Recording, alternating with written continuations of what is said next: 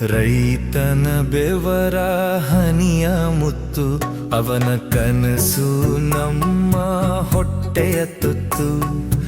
ಈ ಮಣ್ಣಲ್ಲಿ ಹುಟ್ಟಿ ಮಣ್ಣಲ್ಲಿ ಬೆಳೆದು ಬೆವರನು ಸುರಿದು ಕೊಟ್ಟನು ಸುಖವ.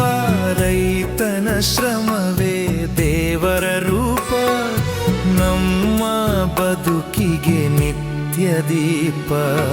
ರೈತನ ಬೆವರ ಹನಿಯ ಮುತ್ತು, ಅವನ ಕನಸು ನಮ್ಮ ಹೊಟ್ಟೆಯ ತುತ್ತು.